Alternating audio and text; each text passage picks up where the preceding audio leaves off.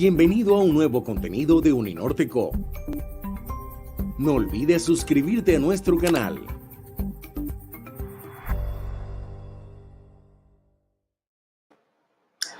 Muy buenas tardes a todas y a todos. Bienvenidos nuevamente a este ciclo de conferencias organizado por la especialización en arqueología de la Universidad del Norte.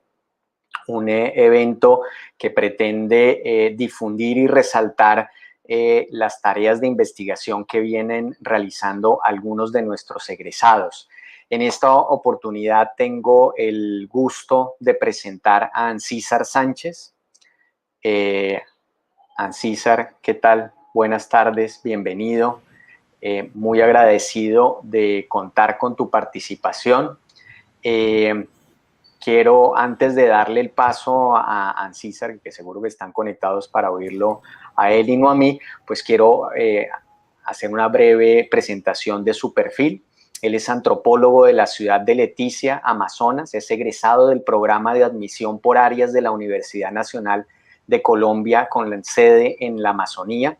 Cursó sus estudios de pregrado entre las sedes de Amazonas y Bogotá, y también cursó y es egresado de la especialización en arqueología de la Universidad del Norte aquí en Barranquilla. Hizo parte del grupo de arqueología del ICANN desde inicios del año 2015 y finales del año 2017. Ha trabajado en diferentes departamentos en el área de la arqueología preventiva, con trabajos de prospección arqueológica en la región de la Orinoquía, en la costa Caribe, en la región andina también. Ha desarrollado múltiples trabajos de excavación en la fase de rescate en municipios como Distracción y Riohacha en Guajira, Ovejas y San Pedro en Sucre, Pueblo Nuevo y Planeta Rica en Córdoba, San Martín Cesar, Nunchía y Maní en Casanare, y ahora mismo está presentando y va a presentar su conferencia desde el lado de la excavación que tiene en Oiba, Santander. Entre sus áreas de interés están los estudios de antropología física, la paleodieta, las paleopatologías y en sí las condiciones de vida de los seres humanos del pasado. En los últimos años ha estado esforzándose por recuperar información relacionada a las unidades de vivienda prehispánicas en diferentes sectores del país, y de eso va su conferencia. Antes de darle el paso a Ancísar, quiero decirles que para que tengan los recordatorios de las próximas dos conferencias que tendremos, pues les agradezco que activen la campanita y se suscriban al canal, y con eso recibirán de primera mano el aviso para que no se pierdan este ciclo de conferencias. Ancísar, buenas tardes, bienvenido nuevamente.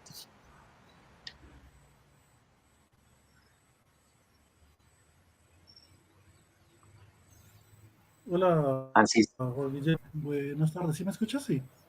Sí, perfectamente, Ancísar.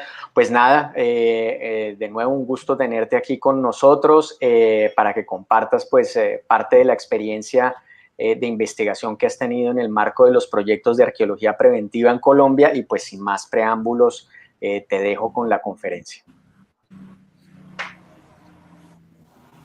Bueno, Juan, no, gracias por la invitación. Un saludo a todos los colegas por ahí que están conectados. Juan me invitó a hablar. Debo indicar que somos un grupo de profesionales, no siempre estamos todos. Esto, pues es muy difícil mantener los grupos, ¿no? Cambiamos de un proyecto a veces. Uno sí quisiera que el grupo esté completo, pero a veces estamos cojos, nos falta, no sé, por ejemplo, en el grupo hay un muchacho que se llama Naren, que es antropólogo y es el que nos va a digitalizar las imágenes. A veces, por ejemplo, en el proyecto en el que estoy en este momento, no nos está acompañando, entonces estamos cojos con el tema de digitalización, o en otros proyectos, no sé, al antropólogo físico, o en otros, y entonces siempre estamos así como intentando jalonar todos. Desde hace unos años nos metimos con el tema de la unidad, y a través de la experiencia que vamos teniendo, vamos incluyendo nuevas ideas a este proceso, ¿no? empezamos siempre con una base, nos hemos enfocado sobre todo con una base, que es lo que voy a explicar ahora, y en cada proyecto, cada pasito que vamos dando a un proyecto distinto, vamos incluyendo nuevas ideas, nuevos procedimientos, análisis especializados, siempre enfocándonos a sacarle el jugo a la idea de lo que es la unidad de vivienda. Entonces, bueno, con ese preámbulo, entonces voy a iniciar con la presentación, Juan Guillermo. Claro que sí, César. Muchísimas gracias.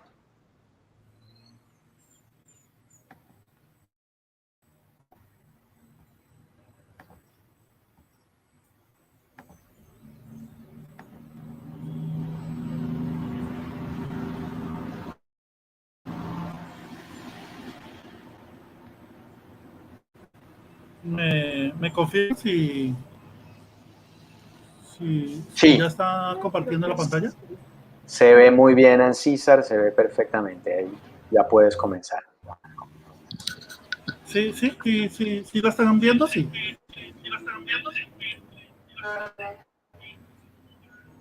Se ve muy bien. Ok, perfecto, bueno.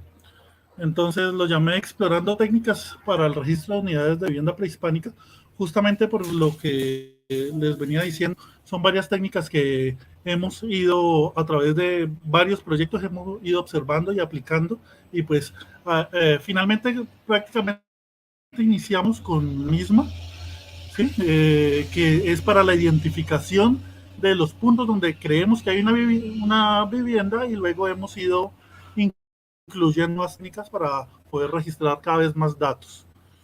Entonces, bueno, todo esto empezó ya hace varios años, hace unos 7, 8 años, en el piedemonte del Casanare.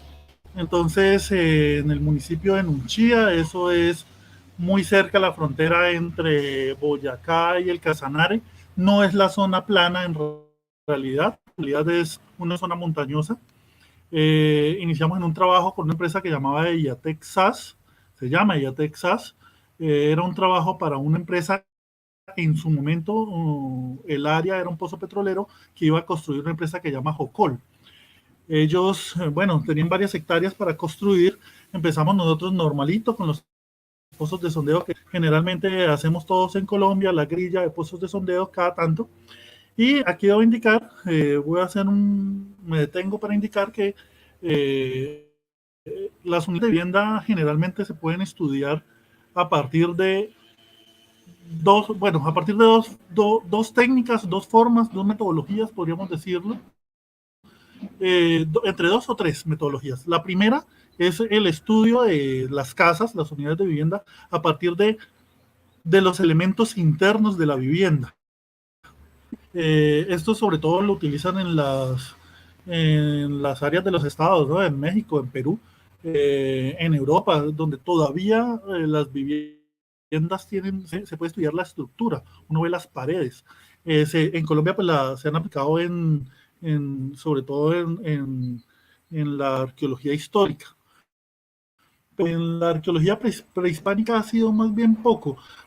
Obvio, no reconocemos el área de la Sierra Nevada de Santa Marta como el lugar propicio para hacer este trabajos, ¿no? Trabajar a partir de la estructura en sí. En Unchía Casanare terminamos con esta prospección que empezamos para el Pozo Hurón 2, encontrando estos elementos. Es muy común en todo el país encontrarnos con muros de piedra, ¿no? Y uno siempre termina descartando lo que piensa que son actuales. Hicimos primero, en ese tiempo se hacía, antes de la prospección, se hacía lo que llamábamos EIA, íbamos a campo a hacer unas exploraciones, hacían unos cuantos pozos de sondeo. No eran sistemáticos, en ese tiempo no hacíamos los trabajos sistemáticos, sino que íbamos tocando puerta a puerta a gente en los campos, a la gente campesina, que nos indicaran dónde creían ellos que había un fragmento cerámico, sitios. Íbamos, revisamos la geomorfología, mirábamos las zonas, las terrazas, hacíamos uno o dos pozos de sondeo, y empezamos a hablar desde ese momento de las áreas de alto, medio y bajo potencial arqueológico. Esto se llamaba el bloque Niscota, y empezamos a ver que era muy reiterativa la aparición de unos anillos de piedra con unos diámetros de entre 2 eran redondos, los llamamos anillos, eran redondos. Y luego cuando nos enfrentamos al primer pozo que iban a hacer allí ya para prospectarlo, estamos encontrando el de la fotografía de abajo, que es un cuadro muy, muy grande. Si no estoy mal, tenía 25 metros de largo y tenía 18 metros de ancho cuadrado, y alrededor de ese cuadro habían una serie de anillos, los que están en las fotografías de arriba, una serie de anillos de hasta 5 metros de diámetro, ¿no? Y unos mucho más pequeños, de 1,5 metros. Bueno, en la prospección hicimos sondeos, sencillos sondeos, y algunos sondeos los dirigimos a hacerlos en el centro de los anillos y terminamos encontrando fragmentos cerámicos. Debo indicar que este trabajo estuvo de la mano en EIATEC, que lo hicimos con Javier Gutiérrez, con Guillermo Beltrán y con una arqueóloga que llamó la atención porque ella murió hace un par de años, creo que fue en el Cañón del Chicamocha, en ejercicios que estaba haciendo. Ella nos acompañó. El nombre de ella es Ingrid Torres, conocida como la Churuca. Bueno, en este proyecto, bueno, la primera fase lo que hicimos fue prospectar, encontramos que había fragmentos cerámicos dentro de los anillos y pasamos entonces a la fase de rescate. Durante las excavaciones, pues fue llamativo, uno ve ahí un poco de piedras ahí medio acumuladas, pero luego cuando se van excavando se empezaron a formar muros de más de 1 metro de altos. Lo llamativo de esto fue que al interior, por lo menos de los anillos, lo que encontramos fue que en la base, después de retirar todos los sedimentos, en la base de estos anillos empezaron a aparecer estos fragmentos cerámicos puestecitos como si fuera un piso, como si pusieran un pisito. ¿Sí? En el proyecto era muy evidente que la vivienda era el cuadro. Sin embargo, luego de prospectarlo, de haber encontrado los fragmentos cerámicos en el cuadro grande, la petrolera decidió que no iba a tocar ese sector del cuadro, por lo tanto no se pudieron hacer excavaciones en sí en la casa. Terminamos haciendo excavaciones fue en las estructuras que estaban asociadas a esa unidad de vivienda. Muy rápidamente fue llamativo porque la cerámica, estos 3 tipos cerámicos. El de la izquierda eran unas vasijas muy, muy altas, muy grandes, eran cilíndricas. Hicimos un ejercicio, molimos los fragmentos cerámicos, hicimos pruebas químicas sobre los fragmentos cerámicos y tuvieron altos contenidos de sodio. Estos mismos fragmentos cerámicos, esta misma cerámica es la que es reportada en ese documento que encuentra uno en la revista del Museo del Oro para Arauca. Es la misma cerámica, son las mismas asas falsas que se ven ahí en la imagen de la izquierda. Y entonces propusimos, como tenían altos contenidos de sodio, propusimos que eran los panes de sal. Resulta que en Unchía, donde habíamos excavado en esa época, eran áreas de salinas. Entonces parece ser, bueno, y la cerámica que está arriba en el cuadro negro tiene las mismas características de las que describen para la Sierra Nevada del Cocuy. Entonces proponíamos nosotros en ese momento que eran grupos viviendo en estas estructuras cuadradas que además tenían intercambios, seguramente mandaban sal en panes de sal en esa cerámica burda que está al lado izquierdo, y esos panes de sal seguramente llegaban hasta Arauca, un territorio bastante lejano, pero porque sabemos por la historia que eso ocurría y pues no se ha hablado mucho, ¿no? Entonces, este fue como el primer ejercicio sumado al que hice con el profesor José Vicente en La Guajira, donde empecé a preguntarme sobre las unidades de vivienda, sobre todo en estos 2 casos, tanto en La Guajira como en unidades de vivienda que se podían trabajar porque teníamos la estructura. Pero entonces tenemos otro tipo de proyectos donde no existen las estructuras, y en este otro tipo de proyectos lo que se estudia son los elementos que no estarían internos a la estructura, sino que en realidad serían los desechos, los elementos que se desechan desde dentro de una vivienda, se sacan, se arrojan. Hay varios trabajos en Colombia ya hechos sobre esto. El primero, si no estoy mal, fue Francisco Romano, el que llegó con esta técnica, pero luego también estuvo el profesor Víctor González en su tesis de doctorado. Él toma algunos datos gracias a esta técnica. Después, Job Henderson, si no estoy mal, en Sutamarchán, también la utilizó para hablar de la vivienda muisca. Sebastián Fajardo, Julio Rodríguez en el Valle de Leyva y Juan Manuel Díaz en el Magdalena Medio. En el 2014 es la publicación de Juan Manuel Díaz. Bueno, con esta técnica lo que se intenta es identificar, localizar los desechos de cada conjunto doméstico a partir de la idea de que cada conjunto en cada conjunto debió existir al menos una estructura residencial. Entonces, lo que idea, lo que está pensada es en que la casa, la gente estaría barriendo, estaría descartando las basuras en los alrededores de la casa. Entonces los elementos, estas basuras se van a ir a acumular y van a generar un anillo. Entonces la imagen que tomo ahí de la publicación de Juan Manuel Díaz, la imagen de la izquierda, se ven los 3 anillos que él encontró cerca a Honda. ¿Sí? Es su tesis de maestría, si no estoy mal. Bueno, y la imagen de la derecha la tomo del trabajo de Fajardo en el 2009 en el Valle de Leyva. Él usa la misma técnica, pero aquí nos está mostrando es que lo que muestro en Juan Manuel Díaz él lo hizo de manera manual. Él lo que hizo fue, cada numerito de esos es un pozo de sondeo, y él lo que hizo fue promediar los sondeos positivos y iluminar, señalar las áreas de los sondeos que tenían la media o más de fragmentos cerámicos, de elementos arqueológicos en pozos de sondeo. Esto es solo a partir de pozos de sondeo.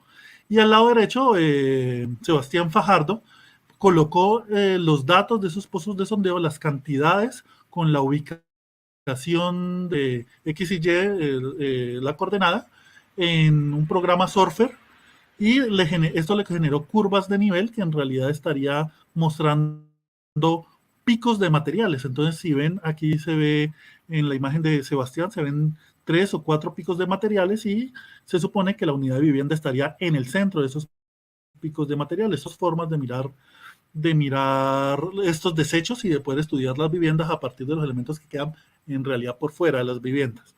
A partir de esta idea, empezamos nosotros a desarrollar trabajos de prospección, porque veíamos durante el tiempo que estuve en el ICANN, veía yo que los trabajos de prospección podían generar unas áreas muy grandes con materiales arqueológicos y pues el punto para excavar, o sea, el plan de manejo decía, vayan y hagan un corte de 2x2 en el punto donde el sondeo dio más materiales arqueológicos. Entonces, cuando tú ves eso muy repetido en un mismo municipio, pues estarías pensando que en realidad no estamos aportando mucho porque estamos repitiendo la misma actividad, ¿no? El trabajo se centra mucho en los tipos cerámicos, pero no llegan más allá a partir solamente de la prospección. Entonces, nos salió una oportunidad de hacer un trabajo entre Facatativá y Madrid, Cundinamarca. Era un área muy grande, si no estoy mal, 700 hectáreas, una cosa así. Entonces, de entrada, pues aquí les muestro la ubicación entre Madrid y Faca. Ya de entrada encontramos que de esas hectáreas, 141, un poco más de 141 hectáreas tenían infraestructura. Las rosas, ¿no? Las rosas no se podía, ya sabíamos que no íbamos a poder prospectar en esos sectores.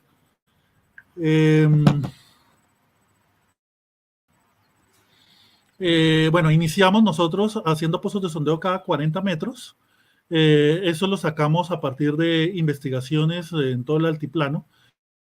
Todo el mundo nos dice, bueno, eso tan grande, porque ahora la medida es Nueva Esperanza, ¿no? En un área tan grande que van a prospectar, van a encontrar 2 nuevas esperanzas. Entonces, ahora esa es la medida. Entonces, bajo esa idea, entramos este proyecto entre Faca y Madrid. Fue contratado por la empresa Corporación Desarrolla Colombia. Estuvimos varios profesionales, ¿no? Estuvo Diego Amado, Frendy estuvo Jennifer Melgarejo. Bueno, éramos una serie de profesionales que ya veníamos con unos primeros ensayos con el tema de los anillos de vivienda. Hicimos pozos de sondeo de 40 por 40, cada 40 metros, siguiendo los datos que otros proyectos de otros investigadores habían tenido para la zona, pensando en tener una distancia mínima para hallar cualquier sitio arqueológico que pudiese estar.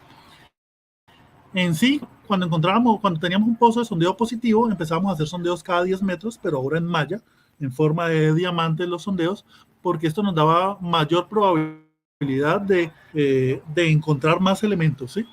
Y con esto, finalmente, generamos, a partir de la idea de los anillos, bueno, en total eran 3.690 de sondeo, ahí se ve la malla muy, era una cantidad pues enorme. No todos los sondeos, como siempre pasa en estos proyectos grandes, no todos los sondeos se pudieron desarrollar por falta de permisos predios, pero a la final terminamos encontrando 5 casas que eran nuestro interés, y habían más sitios arqueológicos, pero en sí las casas como tal, que era lo que buscábamos a partir de los anillos, fueron 5. Las miramos como se ve en la imagen acá arriba, las miramos a partir de gráficos de Surfer en 3D. Entonces vimos ahí las casas, teníamos 5, ahí se ven, pero resulta que ahí nos tuvimos que enfrentar a problemas metodológicos, y era que si la idea es que una casa la dejan son hechas por desperdicios de elementos cerámicos, ¿qué ocurre cuando hay varias ocasiones? Cuando los elementos arqueológicos no corresponden a una sola población. Entonces, esto nos permitió empezar a separarnos y darnos cuenta que muchas de lo que creíamos casas, pues finalmente no, porque teníamos que separarlo por diferentes momentos, ¿no? Los diferentes momentos de la recuperación y diferentes, pues, periodos. Finalmente nos quedaron solamente 5 en todo ese sector. Entonces, las preguntas de investigación estaban enfocadas a la idea de aldeas, cuánto había de una aldea a la otra, era muy de términos geográficos. Ocurrió porque, como ven, ya de entrada esas 5 casas empezábamos nosotros a descartar la idea de la aldea. Entonces nos basamos en educación muy reciente de 2017 de la profesora Boada y la profesora Cardal. Ellas propusieron una separación de grupos cerámicos, ¿sí? Pensándolo como en complejos, o sea que hay ciertos tipos cerámicos que siempre están juntos, y cuando siempre están juntos corresponden a una temporalidad. Entonces ya dividen a partir de cronología relativa, dividen las ocupaciones en Herrera temprano, Herrera medio, Herrera tardío. O sea, ya dividen momentos el Herrera, Muisca temprano, tardío, y luego ya lo colonial, pues. Entonces, en esta imagen les muestro, nosotros siguiendo la tipología de ellas, a partir de un proceso de prospección simplemente pudimos ver que en un primer momento aparece la casa 1, la casa 2, la casa 4, y ciertos elementos que no correspondían a casas, que seguramente eran una actividad distinta, que tenían los grupos durante el Herrera temprano, siguiendo la tipología de Boada y Cardal. Luego, siguiendo esta misma idea, teniendo en cuenta dónde estaban las casas, vemos en el Herrera intermedio entre el 200 y el 700 después de Cristo, no aparecen casas, al parecer se reduce la cantidad de población, aparecen unos pequeños puntos donde se dan actividades distintas a las habitacionales. O sea, en este momento no registramos, por lo menos en el sector prospectado, no registramos las unidades de vivienda que habíamos visto en el periodo anterior.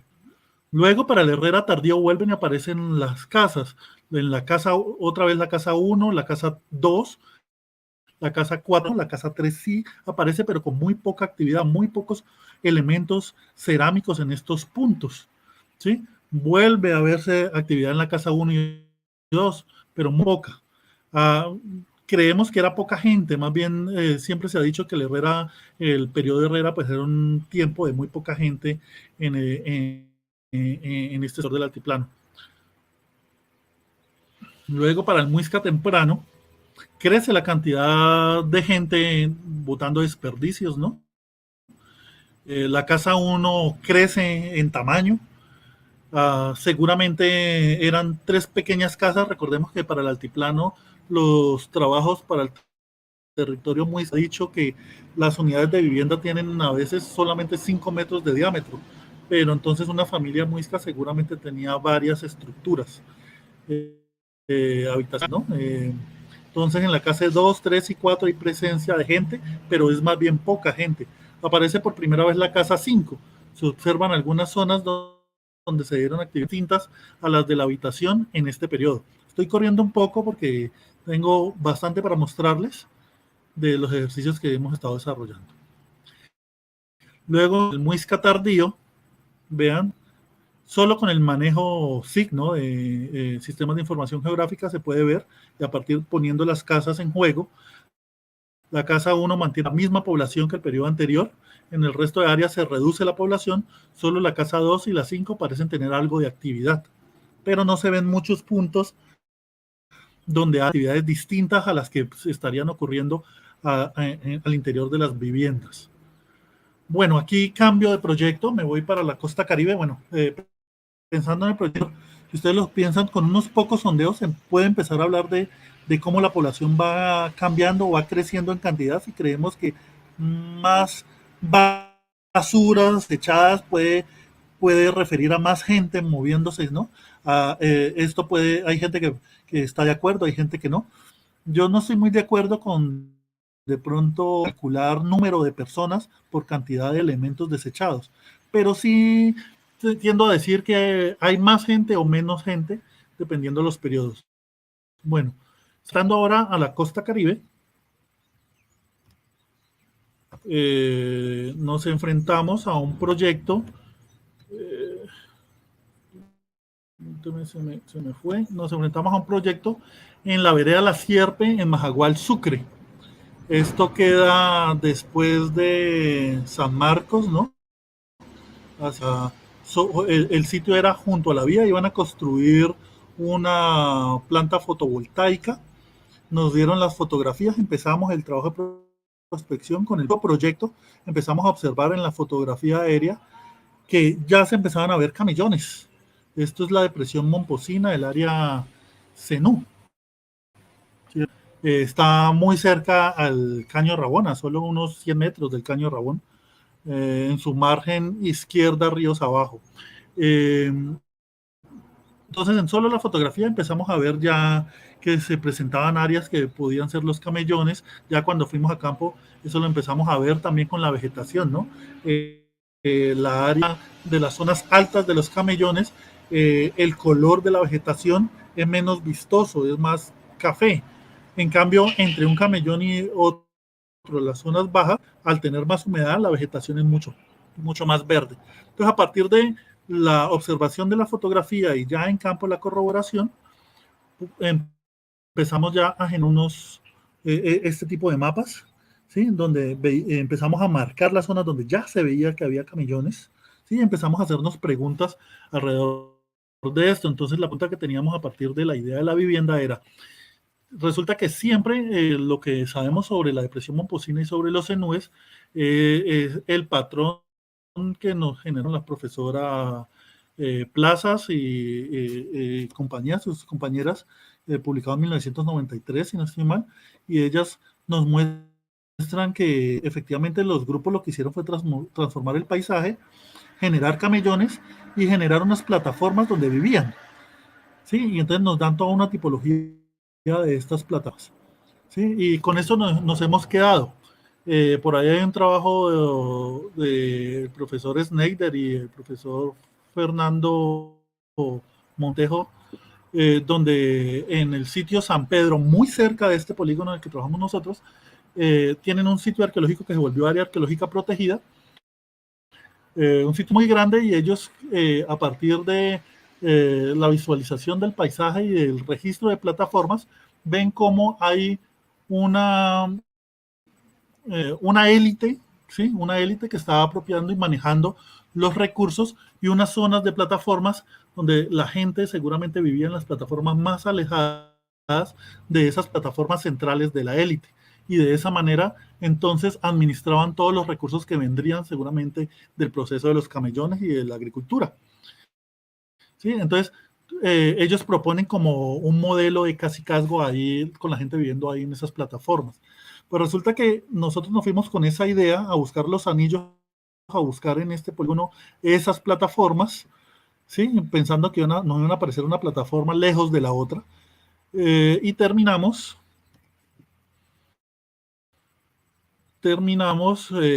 encontrando 7 hectáreas con material arqueológico. Entonces, este polígono, el polígono negro, tiene 70 hectáreas y se hicieron sondeo, no recuerdo muy bien, si no estoy mal, fueron cada 25 metros. Y cada vez que teníamos un sondeo positivo, replicábamos sondeo cada 5 metros, creo que fue que lo hicimos. La idea era buscar los anillos, ¿no? Pensando en las plataformas. Los puntos rojos son los puntos de sondeo positivos. Entonces se ve un patrón lineal que cruza el polígono. Son 7 hectáreas de sitio arqueológico con cerámica, ¿no? Como pensarán, el resto de las áreas pues tenía camellones. Nosotros habíamos propuesto no hacer pozos de sondeo en los camellones, pero del ICANN nos dijeron que no, que había que hacer pozos de sondeo así hubiesen camellones. Entonces pues los hicimos y como se ven pues salieron negativos. A partir de estos pozos de sondeo entonces generamos los anillos. Entonces la imagen arriba, ese proceso lo hicimos manual, bajo la técnica que les dije que usó Juan Manuel en su tesis de maestría. Entonces nos generaron una serie de anillos. En todo ese sector que les mostré, en total fueron 29 anillos que propusimos como unidades de vivienda a partir de solamente fragmentos cerámicos. Esto luego nos permitió hacer un juego de manejo SIC para ver otro tipo de elementos en estas áreas de vivienda. Entonces dejamos pintadas, como se ven en la fotografía, dejamos pintadas, marcadas donde estaban esa idea de unidades de vivienda y empezamos a aprender y encender pozos de sondeo donde podíamos ver otras características, por ejemplo, donde habían formas cerámicas, donde estaban las botellas, ¿sí? Las vasijas que tenían forma de botellas, o dónde estaban los cuencos, o dónde estaba la fauna, dónde estaban los huesos de caimán, que nos salió muchísimo, o dónde estaban las vértebras de peces. Y eso nos permitía empezar a hablar de esa vida doméstica, ¿no? De esos elementos allí. El resultado fue este polígono. La zona A pues sería la zona con todo cada pozo de sondeo tenía material arqueológico, cada 5 metros, fueron 7 hectáreas. La zona C sería todo el sistema de camellones y la zona B fue una zona donde no encontramos nada. Aunque está junto a la zona A, ningún pozo de sondeo nos permitió encontrar material arqueológico y los recorridos que hicimos en la zona no nos permitieron identificar ningún elemento que nos dijera que había camellones. Entonces fue una zona que nos dejó un poco, sí, como que no sabíamos. De todos modos, un pozo de sondeo sobre un camellón es muy difícil identificar la presencia de camellones. Los de la zona C, la vegetación nos ayudaba, la fotografía, pero en la zona B no encontramos elementos vegetales ni en la fotografía que nos permitiera hablar de camellones. Con este proyecto, finalmente lo que proponíamos nosotros, lo que decíamos era, vea, estamos para la zona de... Extrañamente en todo el país hacemos pozos de sondeo, ¿sí? Como locos, hacemos pozos de sondeo por estos trabajos de arqueología preventiva, pero en la depresión Momposina, donde sabemos que hay muchísimos sitios arqueológicos, ya no hacemos pozos de sondeo porque resulta que, o muy pocos pozos de sondeo, porque resulta que se ven, ¿no? Como le poníamos nosotros al ICANN. Ya veo los camellones, entonces no hago pozos de sondeo. Entonces, lo que pienso es que los investigadores se han deslumbrado con el sistema de camellones y las plataformas, y entonces no han hecho de manera sistemática, pues así con distancias tan cortas, una grilla de sondeos como generalmente se hace en el resto del país. Y entonces pienso que se están dando por alto, estamos pasando por alto que existe otro modelo, que pueden existir otros modelos de ocupación en la zona. La propuesta es que en esa zona A, que se ve lineal, muy probablemente se extendía hacia el norte y hacia el sur, existía una población nucleada, y no hemos hablado de poblaciones nucleadas, de poblados como tal, sin espacio entre uno en lugares secos, no lo hemos hablado en la depresión momposina. Entonces, lo que proponíamos aquí era que esta gente estaba viviendo de manera nucleada, y haciendo un paralelo etnográfico, tenemos muchos grupos indígenas que tienen una vida en aldea nucleada, y se desplazan en ciertos periodos de tiempo a sus áreas de cultivo, en algunos sectores chagras, muy alejadas una chagra de la otra, de la otra familia, cultivan, y tanto están regresando a la zona nucleada a vivir en comunidad. Yo, en este lo que propusimos es un modelo muy similar al etnográfico. Estarían viviendo en áreas nucleadas y yendo las familias a vivir en las plataformas de vivienda, cuidando a esos camellones, cuidando sus cultivos, pero retornando a la vida en comunidad, porque no me imagino la vida en comunidad moviéndome todo el tiempo en canoa, como hace el chico para ir a visitar, a pretender a alguien, pues sería un esfuerzo bastante. En cambio, la vida en comunidad pues permite esa cohesión, y pienso que para la depresión momposina no le hemos puesto cuidado a eso, porque sencillamente nos hemos enfocado en lo que vemos, ¿no? En esa transformación del paisaje. Bueno, este fue el ejercicio de estos anillos en la depresión momposina. Luego tuvimos primera oportunidad de ir y realizarle un corte arqueológico, una excavación a un anillo de estos. Entonces, en Pueblo Nuevo, Córdoba, una arqueóloga, Natalia Álvarez, hizo una prospección para una vía de acceso a una plataforma, hizo sondeos cada 20 metros, hizo una línea de sondeos cada 20 metros, y encontró unos sitios arqueológicos.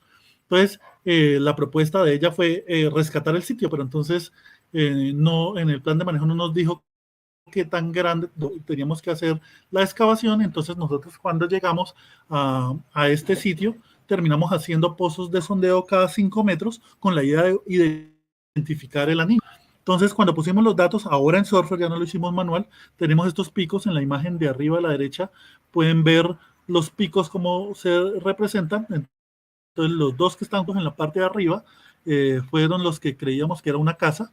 En 3D abajo pues se ven los dos piquitos ahí. Creíamos que ahí era una casa, entonces ahí justamente hicimos un corte, ¿cierto? Este corte, si no estoy mal, tenía 12 metros por 19, y no estoy mal, ya no recuerdo muy bien. Pero bueno, en sí tuvo 4 niveles de excavación, guardando materiales cada 10 centímetros. En la imagen lo que ven en morado son las huellas de poste, o sea que el anillo que nos salió en el gráfico anterior, esos dos picos, usando la forma como lo manejó Sebastián Fajardo en el Surfer, el anillo que nos salió nos identificó perfectamente la unidad de vivienda. Creo que eso creo que no lo habíamos hecho todavía en el país, ¿no? Ir y excavar la unidad de vivienda. No sé si la profesora Hop Henderson lo hizo. Ir y excavar la unidad de vivienda donde los pozos de sondeo nos generaban el anillo. Bueno, me pareció muy novedoso. Además, que algo muy llamativo es que cuando me subía la acumulación de tierra que estábamos dejando, logré ver que en la base de la excavación se me presentaban dos colores en el suelo. Ese suelo más bien blanco, más bien crema, y un suelo completamente rojo. En las cuadrículas A1 y A2 hice un levantamiento del perfil, que sería el perfil de la fotografía arriba, y me salían dos estratos, que en los dibujos, en los que están dibujados, sería el primer dibujo de arriba, donde se ve un estrato rojo abajo y uno más bien café en la parte de arriba. Y luego hice un levantamiento de dos cuadrículas justo enfrente, serían en las cuadrículas 2L y 3L. No estoy mal. No, L5 y L6, si no estoy mal. Bueno, allí lo que vimos fue los mismos dos estratos. ¿Ves? Se me quedó sin color en esa imagen, pero bueno, los mismos dos estratos, pero en el centro un estrato de un suelo limoso muy, muy duro. En el momento de la excavación era muy, muy duro, corresponde con el suelo blanco que se ve en el cuadro de la izquierda. Era muy, muy duro y lo que propusimos era que era el suelo pisado por el pueblo, por la comunidad que vivió en esa unidad de vivienda. Lo pisaron tanto que se volvió muy, muy duro y además el color era completamente llamativo, muy distinto. Y es exactamente el que hace falta con relación al del frente. Entonces teníamos la vivienda, el suelo pisado en ese momento y estábamos muy contentos en su momento porque pues por fin veíamos que efectivamente el anillo sí nos había servido para encontrar la vivienda. Bueno, todos estos proyectos tienen toda una serie de otros elementos, ¿no? En todo se hizo fitolitos, polen, almidones, fechas de carbono 14, pero pues me estoy centrando en este momento a la idea de las unidades de vivienda. Bueno, en ese perfil además hay una huella de poste, justamente la cortamos, que se ve aquí. Si ustedes ven en esta imagen, el dibujo se ve perfectamente la unidad de vivienda, ¿no? Los pozos las huellas de poste de color morado encierran bien la vivienda. Entonces, ya podíamos afirmar que los anillos, que la técnica de los anillos nos permitía ver las unidades de vivienda. Luego nos enfrentamos a un proyecto en Oveja Sucre. En Oveja Sucre, un grupo de arqueólogos para una vía de acceso, había hecho unos pozos de sondeo y nos indicaban un área, un área arqueológica, pero no nos decían dónde había que hacer los rescates. Era un área muy, muy grande para hacer una vía. Eran, si no estoy mal, unos 700 metros de vía y decían que había que hacer unos cortes de 5x5, creo que había que hacer un par de cortes de 5x5. Entonces nosotros llegamos ya a lo que era el rescate, hicimos los pozos de sondeo nuevamente, le enviamos los datos de resultados de los pozos de sondeo a Alicán y Alicán, al ver los resultados, nos dijeron, no, pues tienen que excavar los 700 metros por 20 metros que tiene la vía porque todos eran positivos. Entonces, pues nos fuimos al instituto, les dijimos, no, esperen un momentico, no sean exagerados, pues miremos porque las cantidades son muy, muy bajas. Y entonces terminamos viendo a partir de los pozos de sondeo estos gráficos. En el gráfico de la izquierda son los picos donde había mayor cantidad de materiales arqueológicos en los pozos de sondeo. Y luego generamos los anillos de manera manual, que son la imagen de la derecha, y como pueden ver corresponden exactamente muy cerca a las áreas donde están los mayores picos. De esta manera pues veíamos que teníamos 5 casas, ¿sí? Pensando en el anillo teníamos 5 casas. Esto luego hay un problema metodológico que al final plantearé. Empezamos las excavaciones, pero bueno, cada casa esa para poderla, sí, o sea, nos habían dicho que excaváramos que los 700 metros por 20 metros de ancho. Finalmente pudimos excavar, enfocarnos en las viviendas y en otros elementos que habían que no eran viviendas, que tenían datos interesantes a partir de los pozos de sondeo. Finalmente hicimos 7 cortes.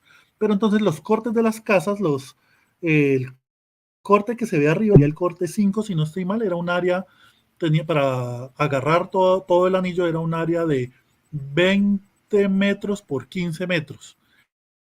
En cambio, los cortes que se ven ahí al lado derecho, en la parte de abajo, había que excavarse 20 por 15, sí, la de arriba era la que era 25 por 15, las de abajo eran 20 por 15, cada uno de esos. Finalmente estas fueron las excavaciones. ¿Ve? Repetí esas imágenes, me di cuenta. En la fotografía abajo a la izquierda se pueden ver los cortes, eran supremamente amplios. En la fotografía del centro lo que quiero mostrar es el área de excavación, cómo se asocia a los pasos de agua, ¿no? Ahí estamos junto al arroyo Patricio. En su momento pues esperábamos mucha fauna asociada pues a esa quebrada, a ese arroyo, perdón, pero realmente no la encontramos. Sí encontramos mucha fauna, recuerdo un caimán, recuerdo fauna que apareció, pero no mucha asociada justamente a lo que sería ese paso de agua. Entonces, nuevamente esos anillos nos sirvieron para enfocarnos para las excavaciones. Estos fueron pues en sí los resultados, ¿cierto? Las cantidades cerámicas por niveles de 10 centímetros. Hicimos las series a partir de la estrigrafía. En el cuadro abajo a la izquierda tengo, bueno, en ese sector de los Montes de María, esto es, estamos hablando de Ovejas Sucre, en la vereda Canutal, en el corregimiento de Canutal, ya desde la empresa IATEC en el pasado, hace ya bastantes años, habíamos hecho toda una serie de rescates, muchos otros rescates con otros arqueólogos, con Javier Gutiérrez, con Tomás Arce, con Juan Camilo Vázquez, muchos rescates. Pero siempre, como eran para pozos petroleros, siempre habían sido sobre lomas. Entonces este es un sector donde no sé si, me vuelvo a ver si en la fotografía se alcanzan a ver. Bueno, en esta, tal vez en la de arriba, si ven al fondo se ve el corregimiento de Canutal y ya se empieza a ver el sistema de lomeríos. El área donde estábamos excavando nosotros en este momento era una zona plana, pero los rescates anteriores siempre fueron en el sistema de lomeríos. En ese sistema de lomeríos siempre encontrábamos tumbas, ¿sí? Tumbas asociadas a material doméstico, siempre eran casas, una que otra huella de poste, pero nunca en esas excavaciones nunca vamos a hablar de las unidades de vivienda. No estábamos enfocados en ello, siempre dijimos que las tumbas, que la gente estaba siendo enterrada al interior de las viviendas, pero nunca llegamos más allá, nunca nos metimos más en el tema. En este caso, cuando nos fuimos a enfrentar a esa zona plana, pues de entrada dudábamos de los sitios arqueológicos porque generalmente siempre están en las lomas. Acá lo que terminamos encontrando fue material arqueológico. En las excavaciones terminamos excavando hasta 150 centímetros de profundidad. Y todos los niveles siempre tuvieron material arqueológico. Entonces se nos salía como de los esquemas que teníamos. Entonces, en esta imagen, la imagen abajo a la izquierda, que está más bien borrosa, lo que quiero que vean todas las fechas de carbono 14 que habíamos estado practicando en ese sector, en las excavaciones, en lo que habíamos hecho anteriormente en las lomas. Todos esos puntos de fechas de carbono 14 que se vuelven más bien lineales en la parte superior del gráfico, ya corresponderían a la población que llamaríamos lo que llaman Malibú, para ese sector de los Montes de María, que estarían asociados al tipo cerámico plato rojo bañado. En el sector intermedio, que hay como que donde el gráfico baja, que son como 3 puntos de fechas de carbono 14, estábamos hablando, bueno, esas 3 no eran excavaciones que habíamos hecho nosotros, o bueno, sí, no, en realidad sí, son unas fechas como del año 700, si no estoy mal, 700 después de Cristo, uno en la vereda Canutal. De hecho es muy llamativo porque era una tumba era un esqueleto al que le habían cortado la cabeza. En otra oportunidad seguramente hablemos de eso, pero son apenas sitios que teníamos con esas fechas. Luego, mucho más abajo, cerca al año 0, se asocian unas cerámicas, unos sitios arqueológicos con unas cerámicas pintadas. Se ha dicho que es el formativo. Son cerámicas con pintura negativa, muy parecida a las que Reichel describe para el sitio Momil. Y luego ven fechas más bien separadas, mucho más abajo, de épocas seguramente de caza y recolección, ¿no? De grupos cazadores más bien tardíos, ya con cerámica asociadas a la ciénaga de Canutal.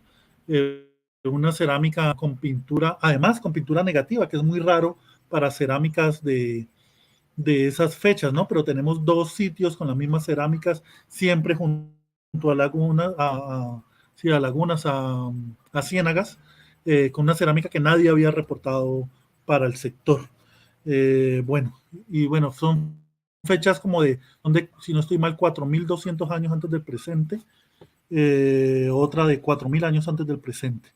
Y bueno, lo que quería mostrar era que entre esas fechas de 700 años, entre el 0, por allá el año 60 después de Cristo, prácticamente no había información, en el gráfico no había información hasta llegar a las del año 700, y esto termina siendo cubierto por las fechas que logramos practicar en esa vía, en la variante.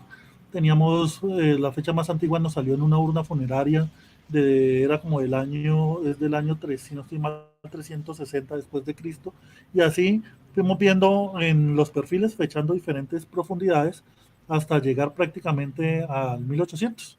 Ya teníamos por allá también en una excavación una fecha del año 1700 asociada a cerámica plato rojo bañado, sin elementos como metales o elementos más modernos. Aquí en la parte superficial de las excavaciones sí nos salieron elementos modernos, huesos de cerdo, de caballo, monedas. Entonces sí sabíamos que en los primeros niveles pues eran muy tardes.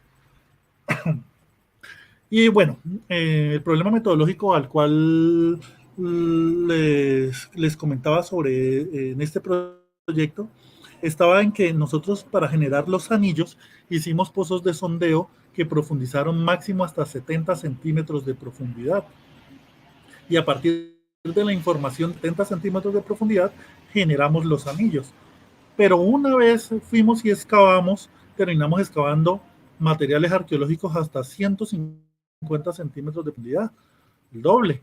Entonces, el problema metodológico al cual nos enfrentábamos en ese momento con esta técnica era que si estábamos hablando de unidades de vivienda, las habíamos generado solo con la mitad de la información. Entonces, ¿hasta qué punto podríamos decir que esos anillos sí iban a corresponder a unidades de vivienda cuando en últimas no teníamos la información completa porque los pozos de sondeo no habían profundizado lo suficiente? Sin embargo, durante la excavación, una cosa que vimos fue que la aparición de urnas funerarias, lo cual se asociaba a lo que siempre habíamos estado viendo en las cimas de las lomas, y era que a los muertos se les enterraba al interior del lenda. Entonces nos empezaron a aparecer estas urnas funerarias, las excavábamos efectivamente siempre que tenemos una urna funeraria, plato rojo bañado como la que se ve en la fotografía. Siempre hay niños, ¿no? Siempre son individuos infantiles al interior de estas vasijas. En las cimas de las lomas, uno sigue excavando, alrededor de la vasija siempre va a aparecer un esqueleto femenino. Decían los españoles que cuando una mujer malibú, por allá en la relación de Tenerife, cuando una mujer malibú moría y no tenía quien le cuidara a los hijos, le enterraban el hijo acompañándola, ¿no? Entonces, pues, eso ocurre en los Montes de María, generalmente siempre se encuentra el esqueleto con la olla y con el niño al interior. Bueno, muy llamativo que en las pruebas de fitolitos asociadas a esta vasija encontramos fitolitos de coca. Entonces, esta vasija era como del año, si no estoy mal, 360 después de Cristo, pero ya teníamos registros de fitolitos de coca ahí en la vereda Canutal para el año 60 después de Cristo, asociadas a cerámicas pintadas de las que decíamos que eran más bien de los periodos formativos, muy parecida a la cerámica que reporta Ragel para la Momil. Bueno, y cambiando a otro proyecto, en San Martín Cesar, gracias a un proyecto de Gran Tierra Energy, unas plataformas petroleras en el campo Acordeonero, estamos haciendo también unos rescates sobre unas áreas que habían prospectado otros arqueólogos. Bueno, San Martín Cesar está muy cerca a San Alberto, a la San Alberto y Aguachica Cesar. Es una zona plana. Aquí el campo Acordeonero hicimos toda una serie de proyectos de prospección, fuimos a varios sitios, no habían muchos reportes, creo que hasta ese momento habían solo 2 reportes de algunos fragmentos cerámicos en el campo.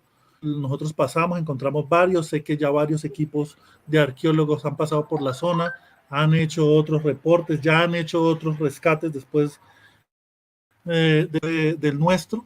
¿Sí? En la fotografía que ven ahí es el paso del arroyo, el arroyo La Huila, y al fondo, en la zona que se despejaba, iban a construir la plataforma. Y bueno, terminamos nosotros haciendo nuevamente nuestro ejercicio de anillos. Hicimos pozos de sondeo cada 5 metros. Nos generaron, en esta oportunidad hicimos los dos ejercicios, el anillo con el gráfico con Surfer a la izquierda. Ahí están los picos, se vería la zona en medio de los picos que sería la casa. Y a la derecha, el anillo hecho de manera manual que corresponde justamente con el otro gráfico. Entonces, todo esto a partir solamente de sondeos y de número de fragmentos cerámicos. Luego pasamos a excavarlo, excavamos solo la zona que determinamos que era la unidad de vivienda. En el gráfico de la izquierda se ven los 3 niveles de excavación que dieron material cerámico, las proporciones y los picos que se generaban. Bueno, y un solo estrato de suelo, no vimos cambios. Y bueno, aquí no tengo, a ver si en la siguiente, aquí tengo las huellas de poste. Si ven, todos los puntos verdes son las huellas de poste. Los puntos más bien borrosos que se ven ahí es el material cerámico que estaba en la base de la excavación, y las huellas de poste pues justamente corresponderían muy bien, pues a lo que serían los anillos que habíamos visto acá. ¿Sí? Muy bien, ahí se ve el círculo y la zona central de lo que sería la vivienda. Este sitio, una cosa que nos ocurrió es que terminamos, estábamos un poco perdidos porque el sitio termina luego las fechas de carbono 14 a 30 centímetros de profundidad, 35 centímetros de profundidad, nos dieron 3.000 años de antigüedad, y los primeros 10 centímetros daban 100 años de antigüedad, pero luego los corroborando con unas excavaciones que hicimos al otro lado de la quebrada que dieron exactamente las mismas fechas. ¿Qué hicimos? En medio, y ya para terminar, el centroide de cada cuadrícula es un corte de 20 metros por 15. En el centroide de cada cuadrícula recogimos 1 libra de suelo. Ese suelo lo pasamos a análisis químico cualitativo.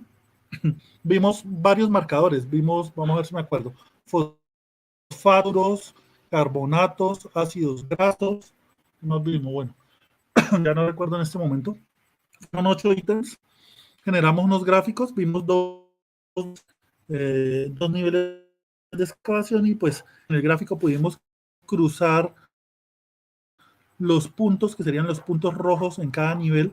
Los puntos rojos serían la aparición de fragmentos cerámicos, ¿sí?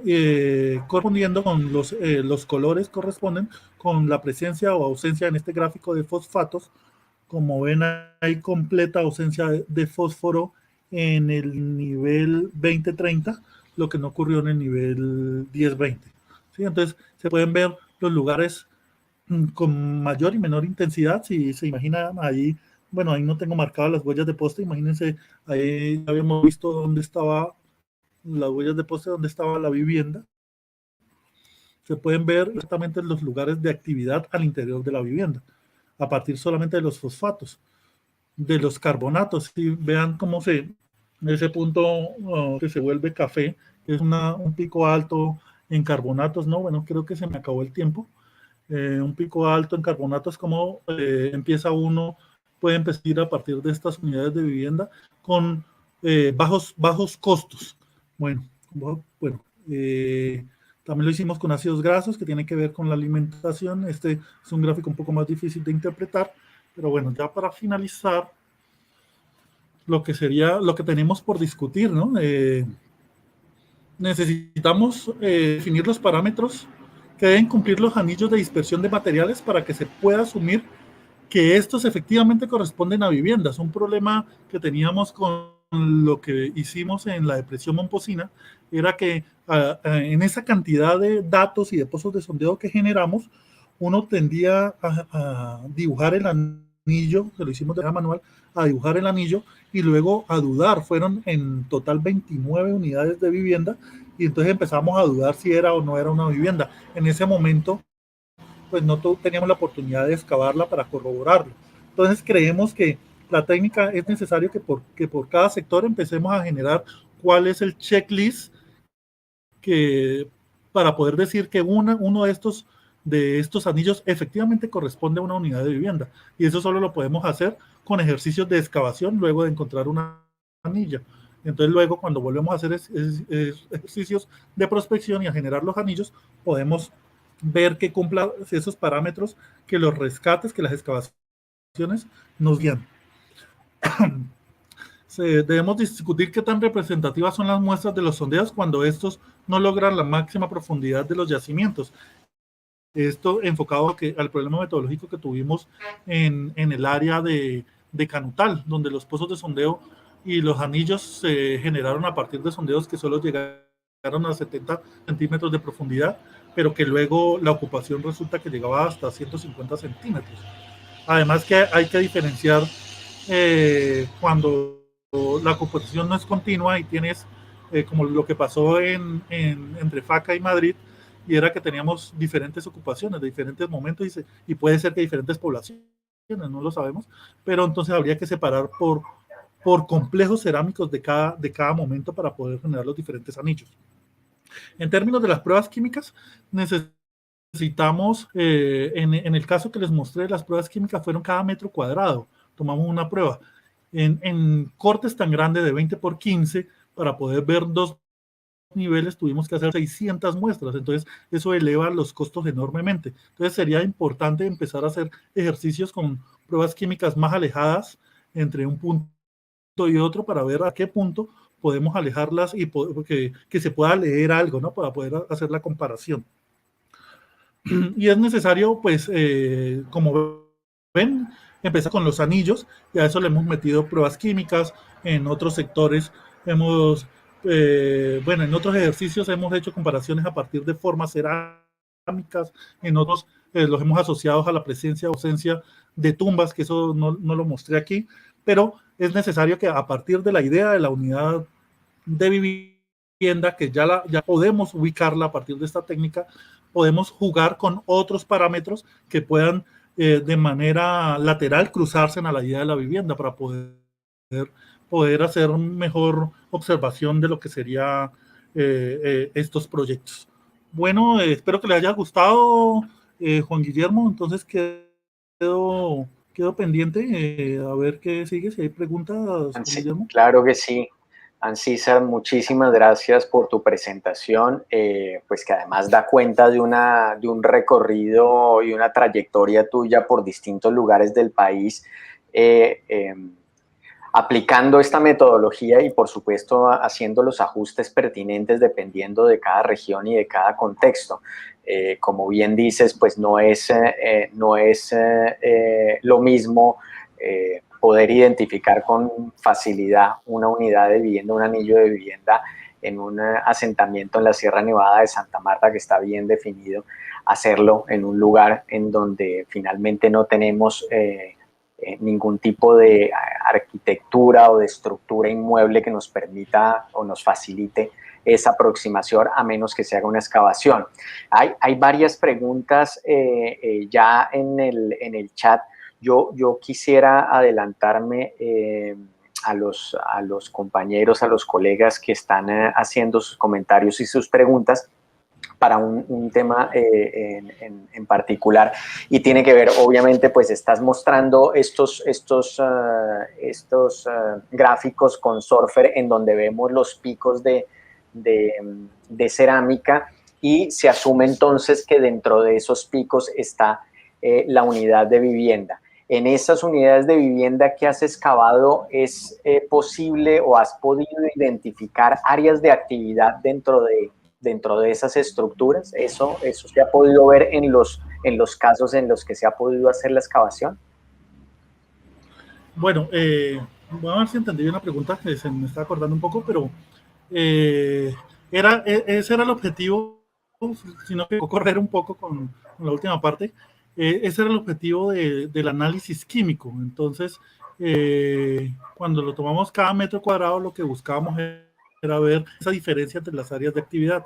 Entonces, por ejemplo, los sectores al interior de la vivienda, donde posiblemente estaba la cocina o los lugares donde la gente se alimentaba, pensábamos que debían estar impregnados por ácidos grasos, ¿sí? de las comidas. y efectivamente vimos unos picos de edad al interior de esas viviendas. Otro, bueno, eso lo hicimos con los ácidos grasos. También teníamos pensado que los fosfatos, nos iban a indicar eso. Que los fosfatos nos iban a indicar dónde seguramente estaban más tiempo los individuos de la vivienda. Entonces pensábamos que los lugares donde uno más está, pues son los dormitorios. Entonces pensábamos que íbamos a tener picos más pronunciados de fosfatos. Sin embargo, ahí también hay un problema, y es que pienso que el análisis que hicimos, que fue análisis cualitativo de fosfatos, no nos dio mirar la intensidad. Tendríamos que hacer análisis cuantitativo para poder ver en qué puntos efectivamente se eleva la cantidad de fosfatos y proponer si eran efectivamente los dormitorios. Entonces, sí se puede, hay varias formas. A partir de Juan Manuel Díaz también lo hace a partir de solo fragmentos cerámicos, ¿sí? Entonces, de hecho, una de las ideas, no tanto en áreas de actividad dentro de una vivienda, sino haciéndolo comparativo en diferentes viviendas, fue lo que hizo Sebastián Fajardo a partir en la búsqueda de la producción de chicha para las fiestas entre los muiscas. Entonces, él miraba varias de estas viviendas y buscaba las formas cerámicas que respondieran a esa chicha. Entonces, creo que sí, las áreas de actividad sí se pueden. Hay todavía mucho por corregir, por ir calibrando en el proceso de lo que estamos haciendo, no sé, pero sí se puede. Vale.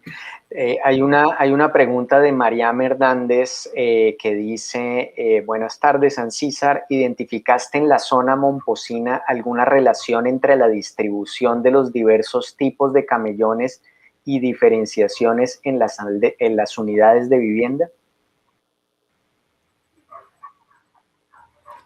Pues, bueno, no lo había pensado en el momento que estuvimos haciendo, pero vimos el área donde de las 7 hectáreas que estaba llena de material arqueológico, pozos de sondeo cada 5 metros y todos estaban con altas cantidades de material arqueológico.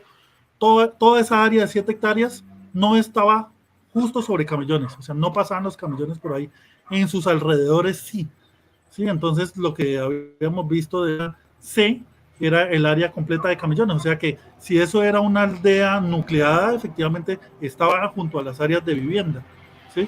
Ahí lo que proponíamos era algo distinto, era como a la zona de ir a la chagra, la idea era la chagra y a la vida en comunidad, pero yo por lo menos ahí no vi esa asociación de la gente con la agricultura, no encontrábamos semillas.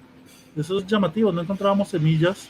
Lo que sí encontrábamos era mucha fauna, pero cantidad, y no solo fauna arqueológica, sino que si dejamos 3 pozos de sondeo abiertos en una noche, eran 3 pozos de sondeo que se volvían trampa para animales. O sea, la cantidad de fauna que se mueve en la zona es altísima, pero no vimos la asociación, aunque estaba presente los camellones a un lado, no vimos la asociación de esa gente con los camellones. Muy bien, gracias, Ancísar. La otra pregunta es de Leonardo Márquez, que pregunta sobre qué sucedió con el sitio con estructuras en Casanare. ¿Se protegió? Ese que habías mencionado de Nuchía. Listo. Ese sitio de las estructuras, en su momento se le envió el informe al ICANN y luego nosotros hicimos el rescate. Luego se hicieron en la empresa un proyecto para monitoreo. El ICANN lo aprobó. La idea era, si no se protegió, la idea fue que todos los desarmaron, ¿sí? Con la maquinaria lo desarmaron, y lo que buscaban era, o sea, el proyecto lo enfocaron a buscar otros elementos que estuvieran asociados a esos anillos, porque en su momento, aunque teníamos la unidad de vivienda, no sabíamos a ciencia cierta para qué eran los anillos. No sé si me están escuchando, se fue la conexión. Sí, se está oyendo. No sabíamos a ciencia cierta para qué eran los tal. Ya estaban las viviendas que eran las cuadradas, pero los anillos, la idea de que pudieran ser, como tenía la cerámica abajo, que pudieran ser los lugares de almacenamiento de granos, pero no estábamos seguros. Entonces, lo que le dieron al ICANN en su momento fue que en el momento en que se levantaran las estructuras, porque la casa no la iban, decidieron no tocarla por lo que hicieron con el ICANN, ¿no? Entonces la empresa lo que dijo fue, no tocamos el área de la casa, déjenos lo de los anillos y permítanos ver que se está proponiendo que si son estructuras deben haber elementos que puedan estar más profundos. Finalmente no ocurrió, no apareció nada en esos sitios. La vivienda seguía allá. Ok, perfecto. Otra pregunta es de Javier Rivera, que te da las gracias y pregunta si en los conteos de material de los pozos de sondeo para identificar las densidades se contempló hacerlo por unidades estratigráficas o son conteos totales por cada pozo de sondeo. Sí, ese era uno de los metodológicos que teníamos. Inicialmente, cuando empezamos a hacer los anillos, los hacíamos por conteos totales, ¿sí? Cuando nos enfrentamos al trabajo entre FACA y Madrid, que nos dimos cuenta que hay diferentes periodos, tenemos periodos muy diferenciados, ¿sí? A partir de la tipología que habíamos usado, entonces decidimos cerrarlos por lo que llamaríamos complejos cerámicos, o sea, agrupaciones de tipos cerámicos que corresponderían a una población a un momento, ¿sí? Entonces, desde esa ya lo que es entre Faca y Madrid sí se separó, pero lo que se hizo en Montes de María, como inicialmente teníamos era 70 centímetros de profundidad, siempre a partir de los sondeos pensamos en su momento que era una sola población. Cuando terminamos excavando hasta 150 centímetros y terminamos sacando fechas de carbono 14 que iban desde el 300 después hasta la actualidad prácticamente, nos dimos cuenta que seguramente en ese sector han pasado muchas poblaciones diferenciadas y nos dimos cuenta que ahí había un problema metodológico, era que no habíamos podido separar los materiales por momentos distintos, porque finalmente las excavaciones ocurrieron, o sea, la prospección no ocurrió en una fase anterior a que nosotros hicimos, ocurrió estando en campo, hicimos los sondeos y pasamos a hacer los cortes. Pero sí debería separarse por momentos.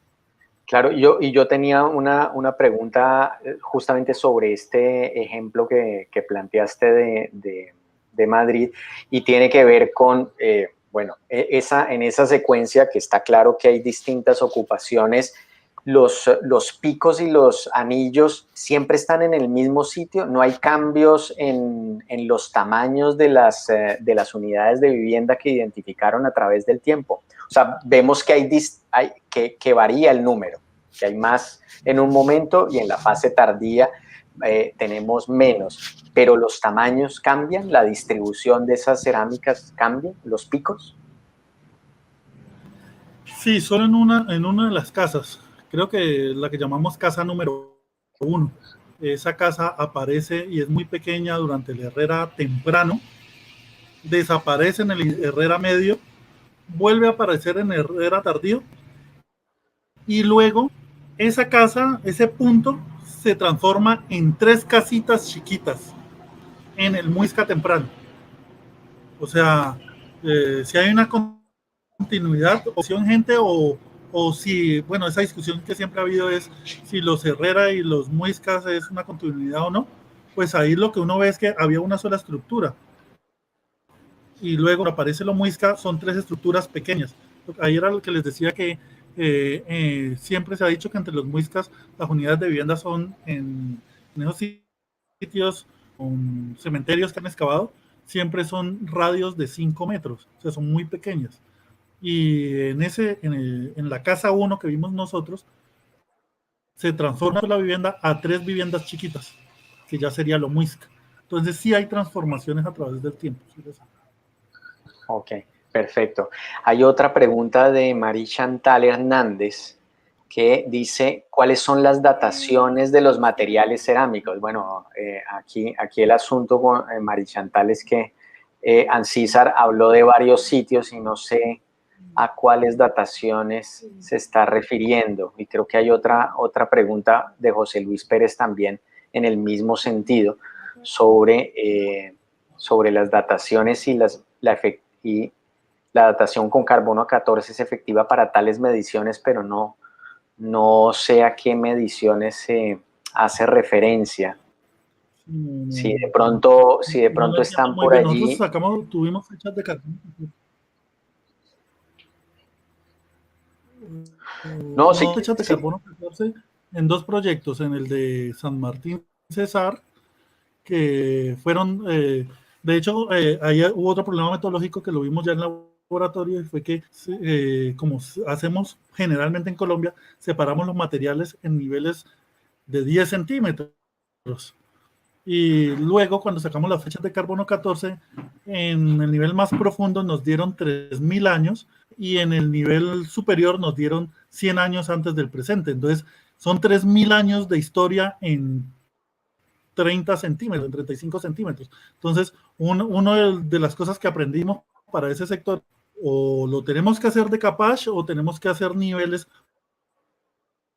mucho más cortos para poder separarlos en tiempo. Hay dudas, tuvimos excavaciones al otro lado de la quebrada, las mismas fechas, entonces ahí ya decidimos, creemos que las fechas no estaban erradas. Para el caso de Canutal, en Montes de María, pues la cerámica, les había mostrado que teníamos información en ese periodo, en ese corregimiento, y justamente pero siempre habíamos estado excavando en las lomas.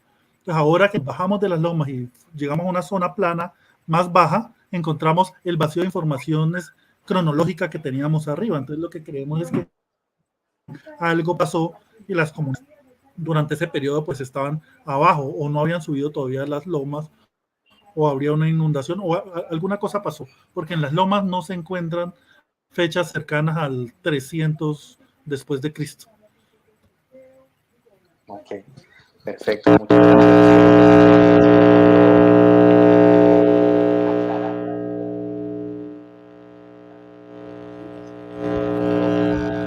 Precisar.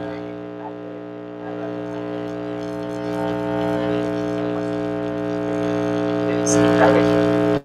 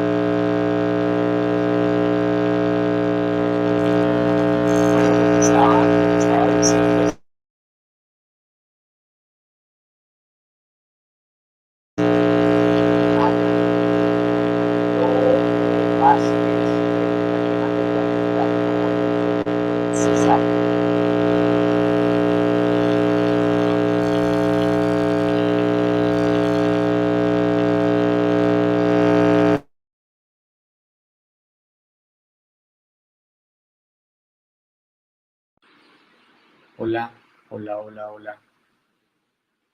Ahora sí me oyen.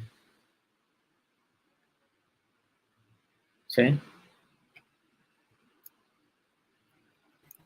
Ahora sí, Juan, ahora sí te escucho. Ah, ok, ok. No sé qué pasó, discúlpenme que el problema técnico de ahora. Bueno, lo que estaba diciendo, si no me pudieron leer los labios, tenía que ver con que las preguntas hacia las fechas de radiocarbono que estaban haciendo los colegas anteriormente, pues es muy difícil si no precisaban exactamente de qué sitio y a qué proyecto correspondían, pues era muy difícil hacerlo. Creo que igual hiciste una precisión en dónde había fechamientos, en dónde se utilizaban fechamientos de proyectos cercanos y pues se mostraba el contexto cronológico de cada uno de ellos. Aquí hay una otra pregunta que hace Juan Camilo Vázquez y que tiene que ver con qué materiales se dataron en el proyecto del Cesar, pregunta él.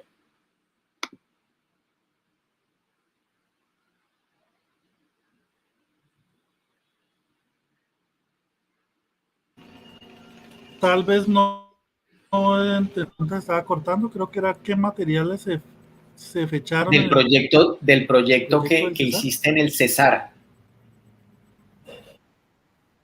Acá.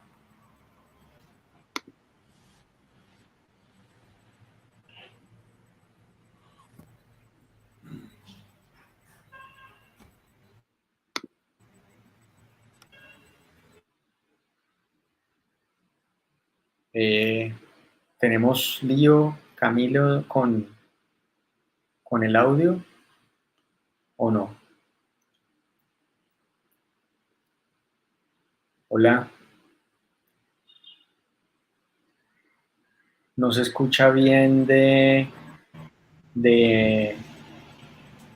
No, Juan, se Ancísar. me desconectó ¿No completamente. estás oyéndonos bien?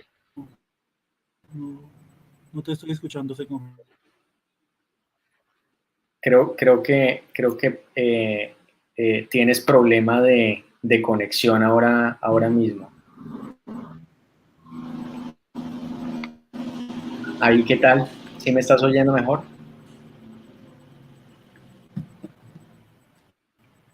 ¿No?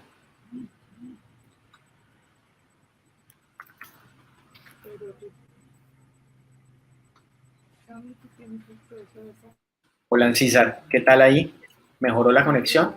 La granja, carpetas personal, la granja, y ahí están las carpetas de ellos y los exámenes.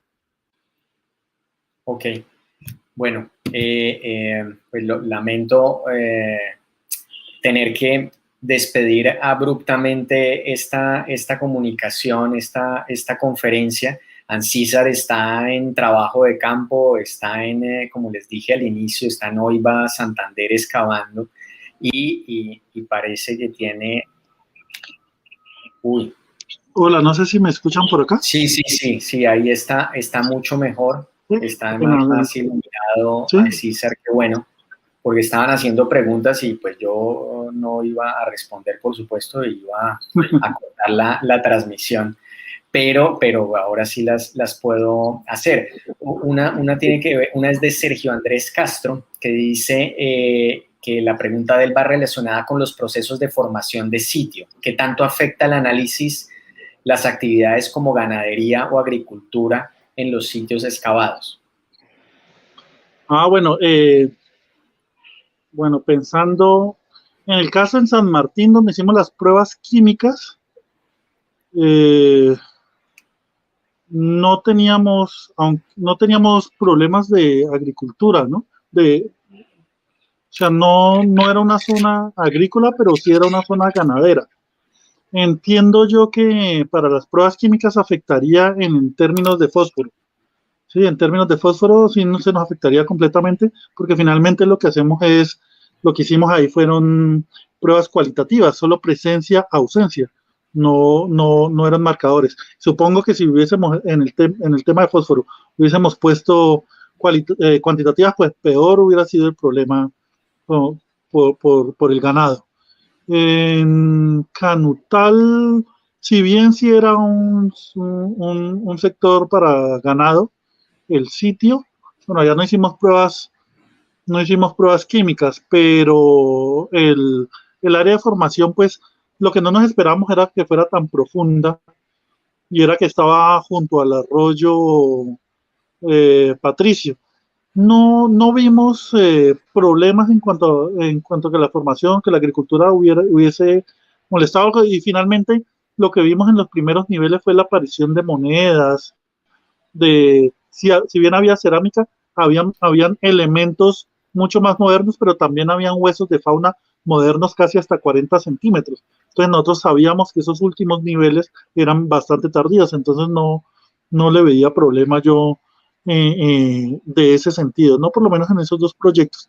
Los otros proyectos pues fueron de solo pozos de sondeo, entonces no había líos.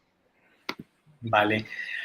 César, ahí quedan un par de preguntas más para resolverlas antes de que termine el tiempo de transmisión. Una de Clemencia Plazas, que nos dice dónde se puede ver en detalle la información sobre la cerámica. A ella particularmente le interesa la cerámica negativa antigua que tú mencionaste. Profesora Clemencia, claro que sí.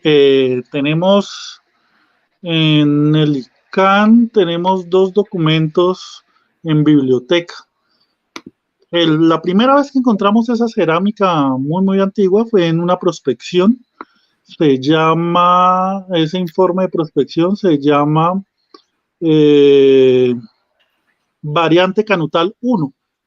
Variante Canutal 1. En ese momento, nosotros como solo estamos en prospección, eso es un documento como de 2011, fue hace 10 años ya. Propusimos, como era pintura, proponíamos que era asociado a lomo 1000. Fue mucho después que hicimos las primeras excavaciones y empezamos a fechar y ya nos dimos cuenta que era mucho más antigua y que pues no se asociaba. Hay un documento en biblioteca del ICANN que se llama Mamey 2.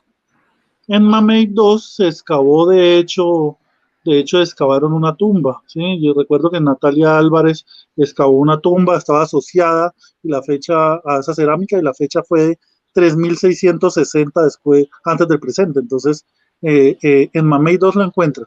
Sé que hay otras excavaciones que nosotros hicimos, pero ese documento sí todavía no fue entregado al ICANN, entonces pues no está, pero la información, claro, la profesora, alguna vez ella nos visitó en el laboratorio, pasaba y nos vio lavando cerámica, nos preguntó y le invitamos a entrar y ahí está la orden para que cuando ella quiera volver a ver la cerámica y mostrarle pues los resultados que hemos tenido de eso, claro que sí. Gracias, Ancísar. Incluso me atrevo a decir que esa información estará consignada en la tesis doctoral de Javier Gutiérrez, que creo que está ya por entregar. No le quiero meter a presión a Javier, pero ya lleva rato haciendo la tesis. Así que si está viendo, ya tiene aquí una lectora esperando el resultado. La última pregunta, Ancísar, antes de terminar, la hace Edna Joana Pérez y pregunta cómo certifican las pruebas de carbono 14. Ok, últimamente se ha tocado bastante ese tema, ¿no? No, nosotros siempre las hemos practicado con beta. En Montes de María eran más de 30 fechas de carbono 14 para ese sector, con fechas tempranas, medias y tardías, pero siempre se hicieron con beta analítica. Entonces no hicimos ningún procedimiento para limpieza o para discutir sobre eso, ¿no?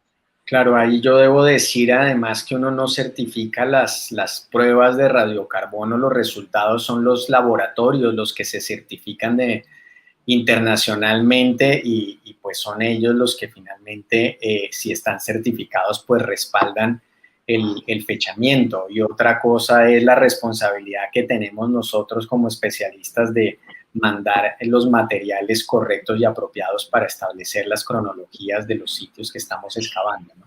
Eso creo que conviene aclararlo. Así que, pues nada, Ancísar, de verdad que ha sido un gusto tenerte en este ciclo de conferencias. Agradezco muchísimo que hayas aceptado la invitación que te hizo la especialización en arqueología de la Universidad del Norte. Quiero aprovechar la transmisión y sacar la publicidad para decirles que aún están abiertas las inscripciones para la quinta cohorte que inicia en agosto próximo y pues agradecerles a todas y a todos por haberse conectado y haber estado activamente participando en esta sesión de preguntas y respuestas con Ancísar. De verdad que muchísimas gracias. Bueno, muchas gracias a todos también por la atención. Vale, pues con esto damos por finalizado la sesión número 2 de este ciclo de conferencias. Les agradezco estar atentos. Dentro de 8 días tendremos a Mariam Hernández Venegas participando en el ciclo de conferencias, nuevamente el miércoles a las 5 de la tarde, hora de Colombia. Muchísimas gracias nuevamente a todos y a todas, por supuesto a Ancísar, que muy generosamente nos presentó resultados de su trabajo enfocado específicamente al tema de identificación de unidades de vivienda en distintos lugares de Colombia. Y bueno, estaremos nuevamente con compartiendo resultados y avances de investigación de nuestros colegas aquí en Colombia. Así que muchas gracias y una feliz noche para todos desde OIVA Santander, desde Barranquilla, Colombia.